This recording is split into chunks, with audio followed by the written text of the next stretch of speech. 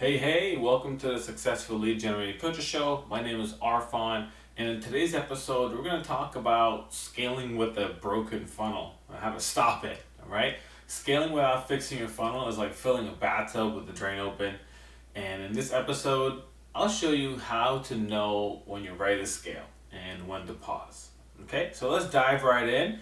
And don't forget, if this is your first time listening, don't forget to hit subscribe to the show, subscribe to the YouTube channel, share this with someone that you think might be helpful for them.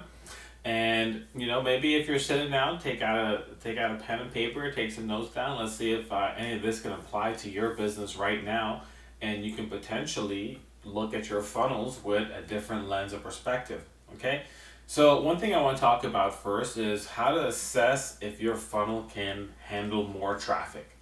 And one of the things with this is whenever I'm going into a new account or creating a new campaign, I'm testing a few different things. Okay, so one of the things I'm testing is my page speed. I want to make sure that my page is able to load pretty quickly, because if we're sending 100 or more people per day to a page, we want to make sure that for any reason a technical issue is not why we're losing leads. Okay, it's very rare I come across a page that has 100% conversion rate. I've seen this a few times where a few days is converted like that. However, most of the time, a really great page is doing over 60%, closer to 70%. A good page is doing 40 to 50%, and you want to be above 30%. Sometimes live launches, you may see at scale, you're hovering around 20%. That's totally fine depending on the time and the date. However, if you're looking at like an evergreen funnel, you're running an evergreen webinar, you want to make sure that your funnel can handle more traffic. And the biggest thing with this is that you have good load speeds and you're able to just handle traffic literally, that your system isn't going to shut down and all of a sudden break. Okay? The next thing is looking at that conversion rate. Okay? So if you're able to know if it can handle more traffic, is you started running an ad, maybe you have your VA running it or you set it up yourself, or you've been working with a team and you're wondering, like, when do we increase budget? When do we go more? Look at your current existing data over the past 7 to 30 days. How has your page been converting? Are you getting the conversion rate you need and a cost per lead that can show that, hey, this is going to be okay, this is going to be successful? Meaning that if I have a certain conversion rate, I'll be profitable with the price point of my offer. And that's one thing you also want to know, the price point you offer. If you have a low ticket or high ticket, these numbers are really important. And it's always great to know at this early phase when you're initially launching a campaign, launching an ad, and you're getting back certain data to know, okay, hey, am I at least above a 30% conversion rate for some sort of evergreen type of sign up, or am I above 20% if it's a live type of sign up? Okay, if you're above this rate, that shows potential as you can optimize it to even convert that traffic even more, and your funnel can, the answer to the question is it can handle more traffic. Okay, so let's dive a little bit more into metrics, because again, if you're going to assess your funnel based off of metrics, you also want to have a good idea of what are good metrics and what good metrics actually look like. So one of the biggest things is cost per lead. Now, cost per lead, we can look across the board and saying, hey, well, there's this audience or this account was getting a cost per lead for so, and this account is getting a cost per lead here. In my experience working with hundreds of accounts, cost per lead greatly varies. Yes, there's some ideas like, hey, if you're running a freebie and you're just giving like a free guide, you want to get a cost per lead under $5. If you're using like an on Facebook lead form, you really want to get a cost per lead under $2 versus the website lead form. If you're running a live webinar, you're probably going to average between $8 to $12, and these are some metrics that we aim for. At the end of the day, you're not really going to know exactly what your average cost per lead is going to be unless you've advertised about 4 to 5 different cycles, or you've really ran your evergreen offer for a few enough weeks to where you've had enough traffic going to the page, and you can really get an idea of what your CPM cost things are. Okay, but as a general rule of thumb, I want to make sure you at least have something to aim for, because you may not be privy to dozens of accounts to know, well, it's going to be varying, and you want to just your account, like, hey, is this okay for my account? So depending on what you're doing, if you're doing a live event, and you're getting under a $12 cost per lead, like you're doing good. If you're getting under a 5, you're doing great. And this is where you want to make sure, like, hey, work on messaging on the back end, because when these people come in, you want to convert them. This is a really great place to be. Okay, so if it's an evergreen offer, right, this is where you want to be. Ideally, in the best case situation, if you're under $5, you're going to get the absolute best results. Okay, doesn't always happen. If you could be under $5, that's the best place to be. That's sort of a magic number. When we're just running mock projections, under $5 is like a magic number across the board, just across different levels of conversion rates. Under $5, it gives you the highest chances of getting the best return back on investment. Okay, and you can imagine if under 5 is great, under 4 is better, under 3 is better. Yeah, it's just $5 and under is the best way to go. Okay, now conversion rates is the next thing, and I did highlight a few things. If you have a live, if you're doing a live event, 20% above is where you want to be. If you're under 20%, you got to really work on the messaging,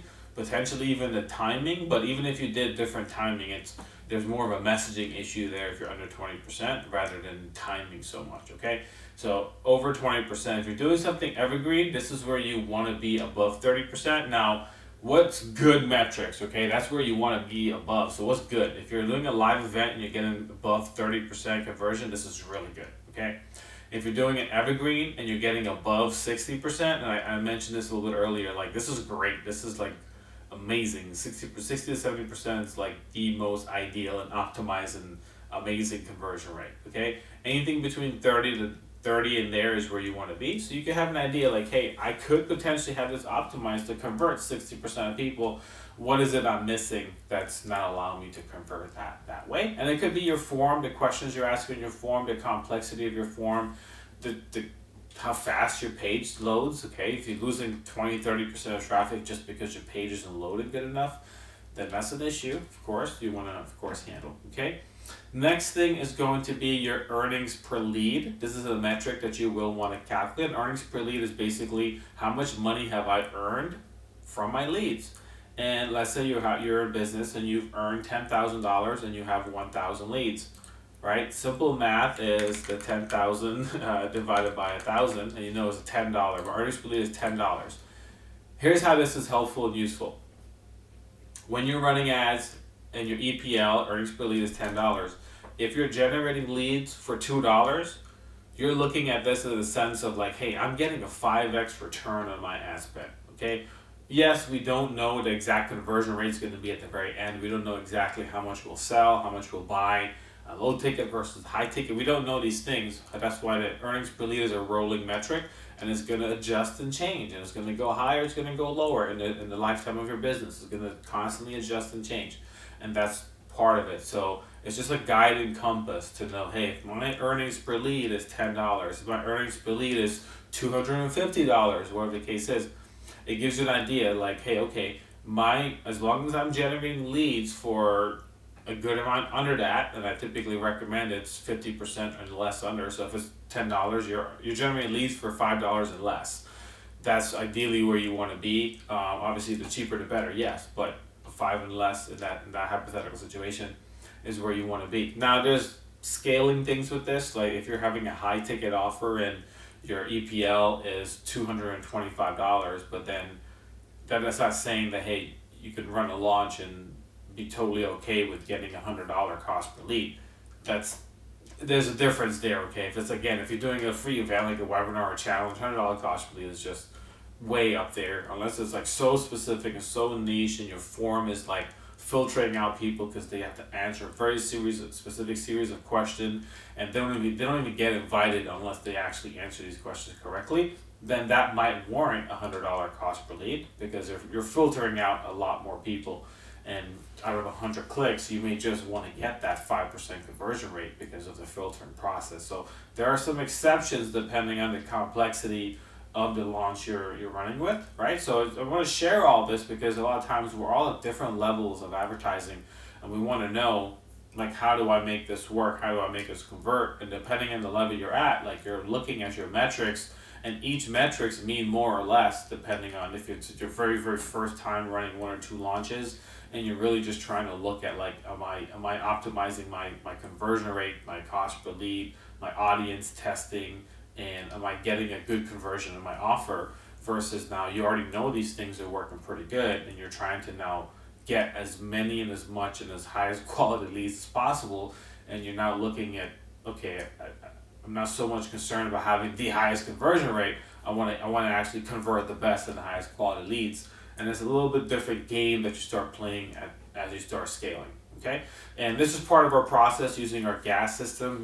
G is grow with data, A is optimize and automate those pieces of the funnel is really cranking in our return, and then we're scaling with precision. And along the way, we're making certain decisions. Before we scale with precision, we have to look at what that data is telling us. We have to automate those conversion processes to make sure that our EPL is maintaining throughout the entire process. Okay, so when we look at these pieces of it, there's been times where we've had to actually pause some funnels and saying, one case of this is a workshop funnel that we've ran for a very long time.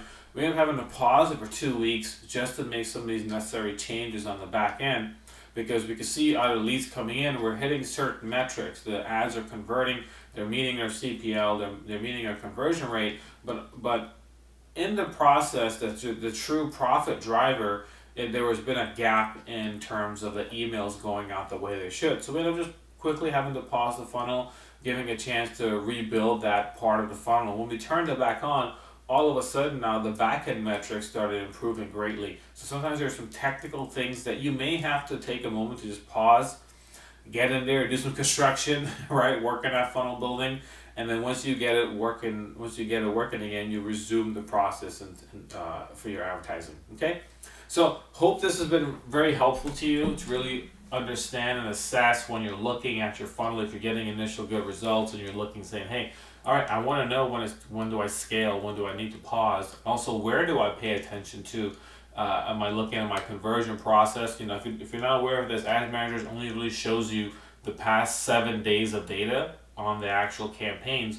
So if someone's going to convert 10, 15, 21 days later, it's not going to show it to you in your Ads Manager. So if you're making a decision on ads that is going to get, if you're looking at just the data alone on the Ads Manager to where you don't know actually if things have converted, this is why it's also really important to look at metrics beyond the ads and also have good tagging systems or good third-party tracking to where you can actually get a better idea of, hey, after the 7 days, these ads have actually produced a good return. These have produced sales, and this is going to allow you to scale with the longevity. So again, don't forget to subscribe to the show, share with someone if you found this really helpful, and if you are already spending $5K or more on ads but conversions feel unpredictable, you're not really seeing the return on ad spend that you're looking for, you're not even sure if you're getting a return on ad spend, you're not even sure exactly what's working, things are working, but you want to be more precise so you can scale, let's schedule a complimentary Scale with Ads strategy call. On this call, we work together to give you a crystal clear strategy on exactly what needs to be done in your account to get you the results you're looking for. Okay, so you can go ahead and just schedule that call anytime for free. Just go to ourphoneandstay.com/start, and you'll get a link, and you'll be able to sign up, register, and we'll be able to hop on a call, take a look at your business, your account, your offers, and put together a strategy that's going to help you start seeing the results you're looking for. All right, so that is available for you. And with that being said, my name is Arfan with Grow Automate Scale, and I will catch you all next time. Have a great one.